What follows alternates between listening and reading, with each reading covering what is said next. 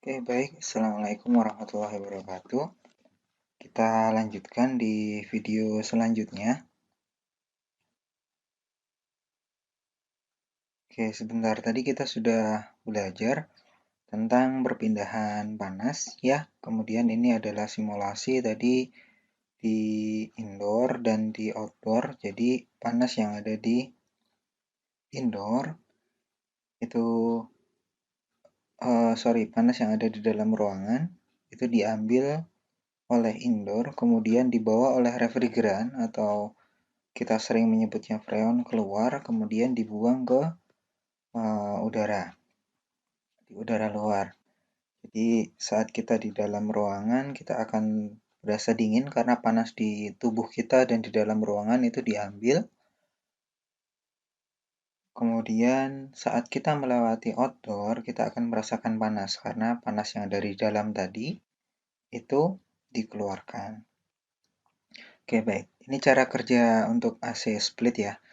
Jadi untuk sistem pendingin semua, baik AC split dari kemudian sampai ke AC kaset, VRV, chiller, kemudian kalau di refrigerasi itu ada kulkas, itu semuanya sama sistemnya. Jadi komponen utamanya ada 4 nanti, bisa dilihat di sini. Yang pertama yang di sini kompresor, ini outdoor, ini indoor ya. Di outdoor itu ada kompresor, kemudian kondensor. Kondensor itu nomor 2 itu yang ada di sisi-sisi ini, yang ada sirip-siripnya.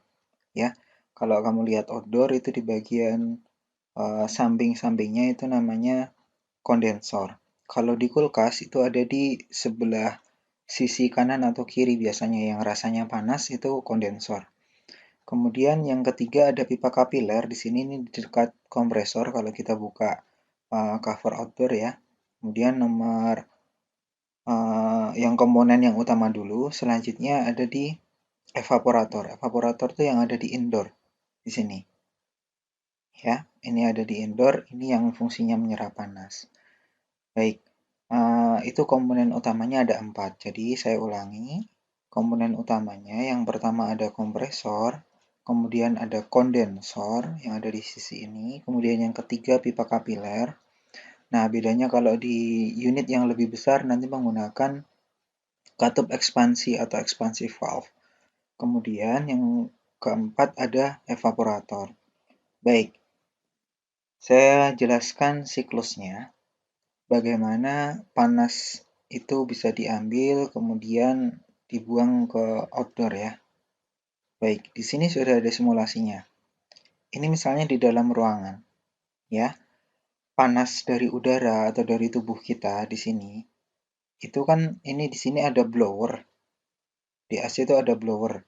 Jadi kalau ada blower atau kipas itu, otomatis kan ada udara yang kesedot dari atas, kemudian dia keluar nih di sini. Ini swingnya kalau kita lihat AC yang keluar. Ini disebut inlet, ini disebut outlet. Nah, panas dari dalam ruangan itu diambilnya bagaimana? Jadi udara itu hanya dilewatkan di evaporator.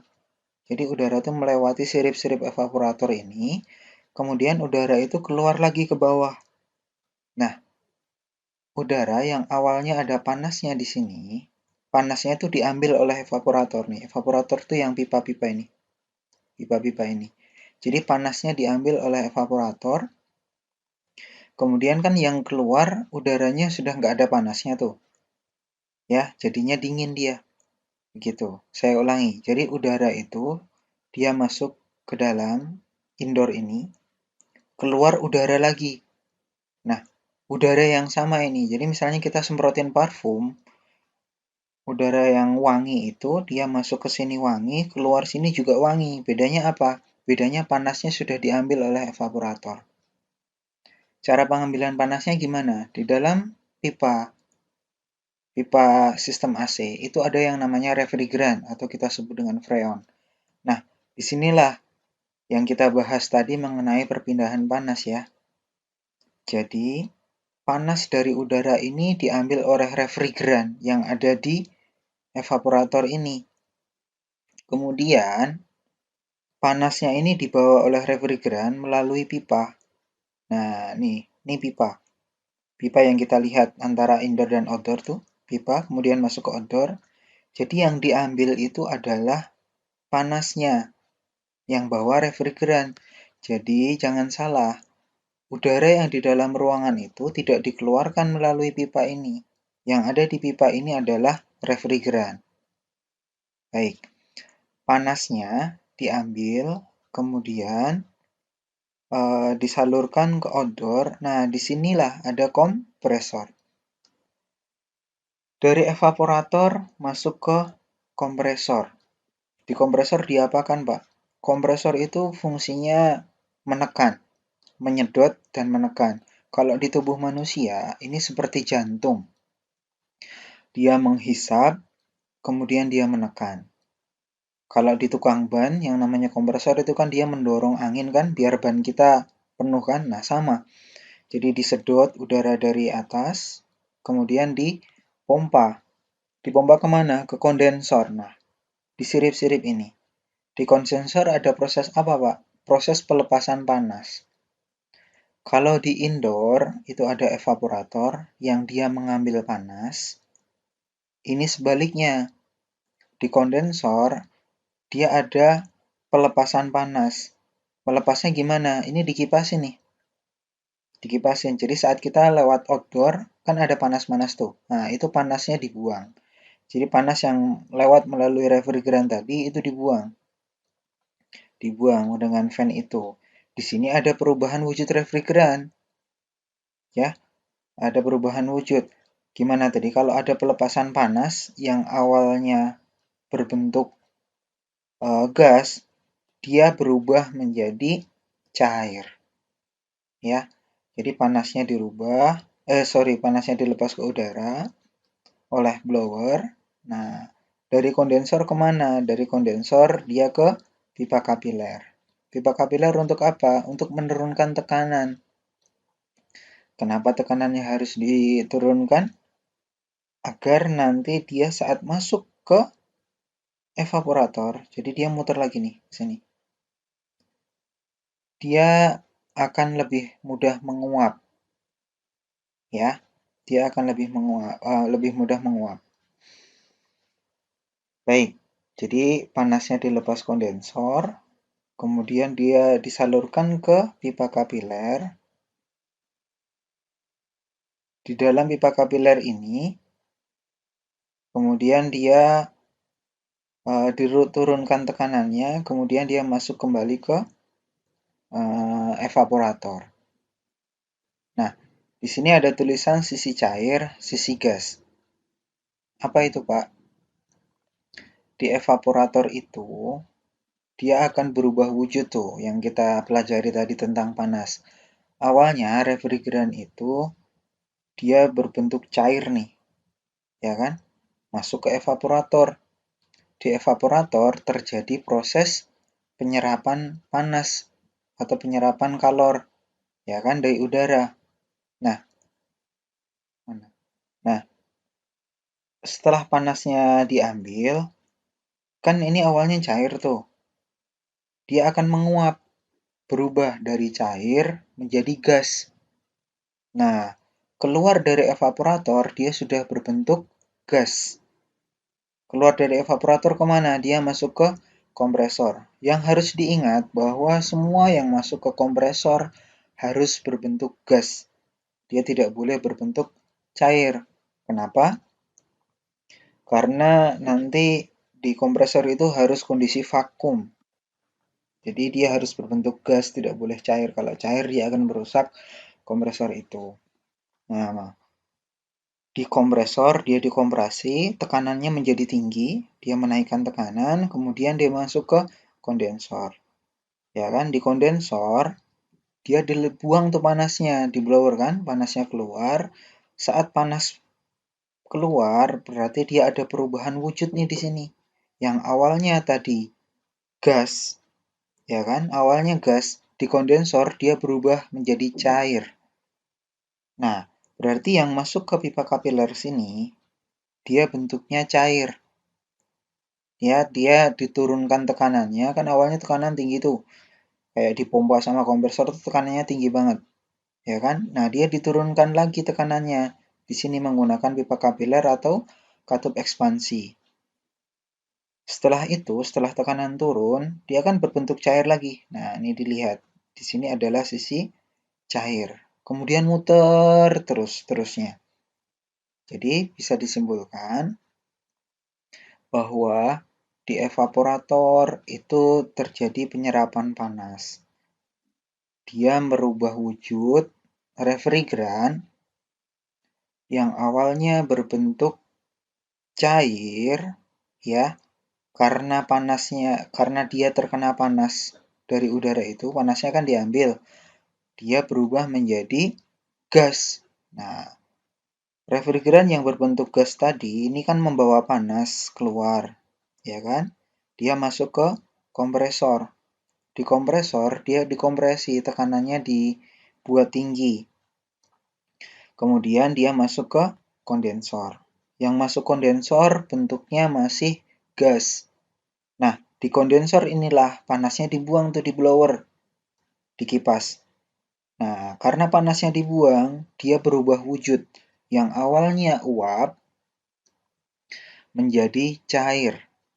Jadi di kondensor terjadi proses pelepasan panas. Panasnya dibuang. Kalau di evaporator, dia terjadi penyerapan panas. Panasnya diambil.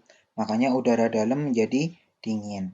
Sedangkan di luar, di kondensor, udara luar menjadi lebih panas. Karena apa? Panas yang dari dalam tadi melalui refrigeran, dia dipindahkan keluar. Nah, di kondensor setelah uap menjadi cair, dia masuk ke pipa kapiler atau katup ekspansi. Di sini tekanannya dibuat turun lagi, direndahkan. Setelah tadi di kompresor itu dinaikkan, kemudian di pipa kapiler atau katup ekspansi dia diturunkan. Setelah tekanan turun, dia masih berbentuk cair nih, ya kan? Keluar dari kondensor, cair, masuk pipa kapiler, masih cair, tapi tekanannya turun. Kemudian dia melalui pipa lagi, di sisi cair, dia masuk ke evaporator lagi. Dia ambil panas lagi, ya kan? Kemudian semakin lama, udara di dalam semakin dingin. Makanya kalau ada AC, saat kamu lewat outdoor-nya kok nggak panas, berarti itu ada yang bermasalah. Artinya panas yang dari dalam bisa jadi dia tidak dibawa keluar, AC-nya rusak atau kinerjanya tidak optimal. Jadi begitu. Nah, kalau dibikin skema itu seperti ini, ya. Indoor, ini indoornya bentuk kaset ya, bukan yang split. Di dalam tuh ada evaporator, ya kan? Nah, di outdoor ada komponen apa aja? Di sini ada kompresor, ini arahnya kompresor, ini kondensor. Nah, ini ada blower tadi, kemudian yang dibuang panasnya ke udara nanti. Setelah melewati kondensor, dia berbentuk cair, ya kan? Di sini ada katup ekspansi, atau kalau yang kecil nanti ada pipa kapiler. Tekanannya diturunkan. Tekanan turun, dia ke evaporator lagi. Sisi sebelah kiri ini disebut sisi low pressure, biru kan, tekanan rendah. Sisi sebelah kanan dia disebut high pressure atau tekanan tinggi, warnanya merah. Perbedaannya ada di mana? Ada di kompresor sini. Kompresor fungsinya untuk menaikkan tekanan kan? Jadi tekanannya dikompresi, dinaikkan, jadi merah, tekanan tinggi, ya. Dia melepas panas di kondensor, berubah dari gas menjadi cair, kemudian di katup ekspansi tekanannya diturunkan, ya kan? Kalau di kompresor biru jadi merah, itu rendah jadi tinggi tekanannya. Yang di sini sebaliknya, ini tekanan tinggi menjadi rendah. Bentuknya masih cair nih, ya kan? Bentuknya masih cair. Kemudian di evaporator, dia ambil panas dari udara pakai blower, ya. Ambil panas, dia berubah wujud dari cair menjadi gas. Kemudian masuk lagi. Ingat yang masuk kompresor harus berbentuk gas. Jadi masuk kompresor, dia dikompresi lagi, ditekan terus. Tekanan tinggi masuk lagi ke kondensor. Ya, dilepas panasnya ke udara, dia berubah dari gas menjadi cair. Kemudian cair tekanan tinggi di katup ekspansi, tekanannya diturunkan. Setelah tekanan turun, kemudian dia masih cair. Nah, di evaporator dia ngambil panas lagi di udara. Karena kena panas, dari cair menjadi gas. Kemudian masuk lagi ke kompresor. Gitu. Jadi siklusnya hanya muter. Semua sistem pendingin yang kompresi uap ya, siklus yang kompresi uap itu sama seperti ini. Dari kulkas, AC, dari AC split, sampai VRV, sampai ke chiller. Nah, kalau lebih gampang lagi, skemanya menggunakan yang ini saja.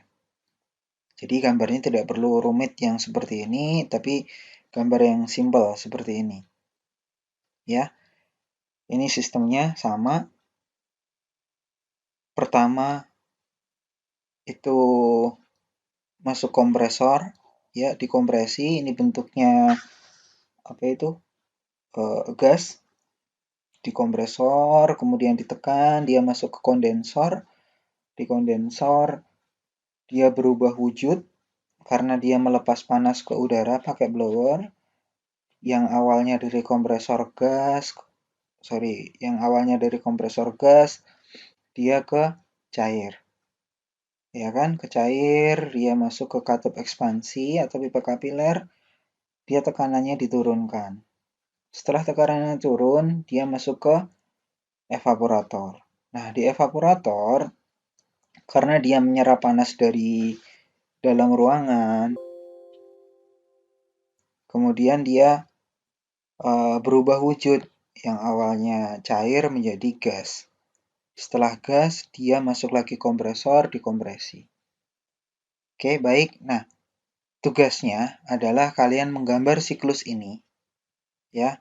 Kemudian silahkan dilengkapi di mana sisi cair, di mana sisi gas, di mana menyerap panas, dan di mana mengeluarkan panas. Sekaligus fungsi dari masing-masing komponen ini. Komponennya ada 4. Fungsi kompresor apa, fungsi kondensor apa, fungsi katup ekspansi atau pipa kapiler apa, dan fungsi evaporator apa. Oke, baik. Untuk video kedua sampai di sini. Ya, silahkan dikerjakan tugasnya, dicatat, kemudian nanti dikumpulkan. Saya akhiri. Assalamualaikum warahmatullahi wabarakatuh.